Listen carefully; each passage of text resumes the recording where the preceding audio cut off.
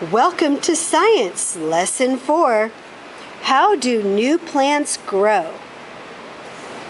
Most plants make seeds that grow into new plants.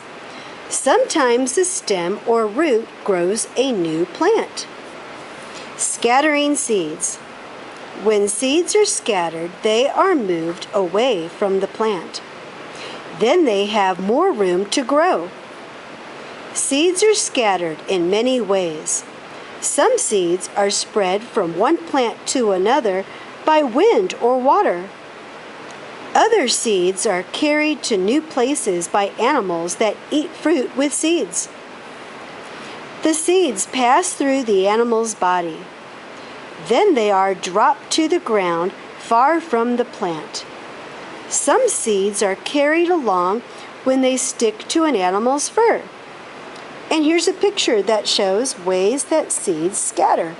For example, there's wind, like these seeds kind of are shaped like parachutes. Wind scatters seeds that have parachutes or wings. Some are scattered by water, like this big coconut. Water scatters seeds that float, such as coconuts. Or seeds can be scattered by animals, like this dog. Animals scatter seeds that can stick to fur. Seeds can also be eaten by animals, like this bird. Animals scatter seeds when they eat fruit. Now to go to the top of page 19. You've probably seen seeds drifting through the air. Wind scatters seeds that are very light. Many of these seeds have special parts that act like tiny wings or parachutes. The seeds can drift for long distances if the wind is strong. See the seeds from this plant that are drifting away from the wind? They can grow new plants far away.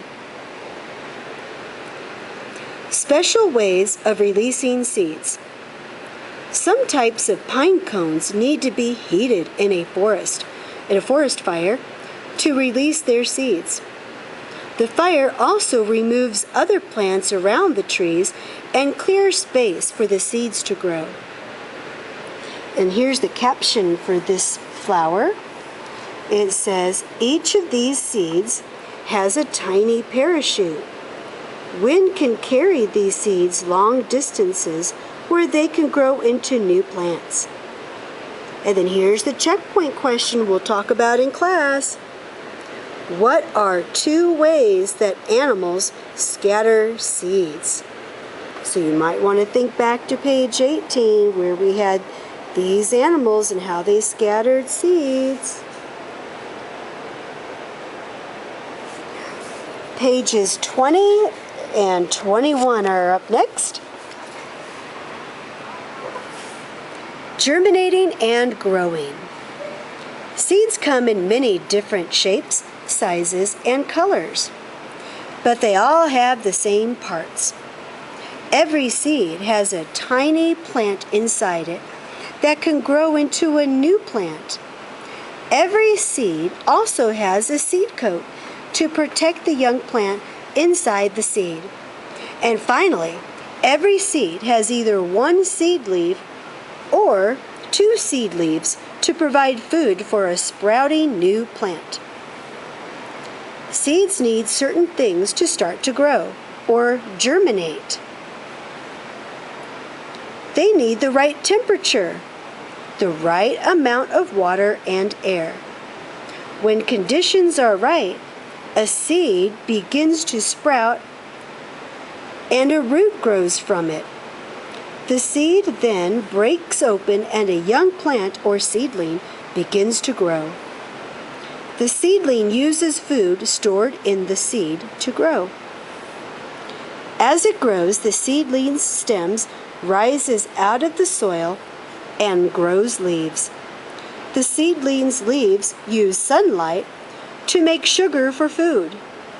Soon the seedling grows into an adult plant that has flowers. The flowers are pollinated and new seeds are formed. If the seeds germinate, they grow into new plants. Then the cycle begins again. And here is a picture of a seed. We have the seed coat right here along the outside that protects it. And then inside, there's the tiny plant right there. And then here is the seed leaf. This provides the food and nourishment for the tiny plant while it waits to grow. Here is an example of the life cycle of a plant. This would be the life cycle of a peanut. So we'll start with number 1. Seeds in fruit. The part of a peanut you eat is a seed. So there's the seeds. And then 2, germinating seeds. When a peanut germinates, a stem grows upward and a root grows downward.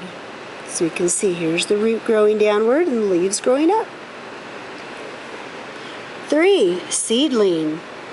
As the small peanut plant grows leaves, it can begin making sugar for food. So the leaves here now can make sugar from the food by using energy from the sun. Adult plant with seeds. Adult flower stalks grow downward. The peanut flowers make their seeds underground. When the adult plant dies, it becomes part of the soil.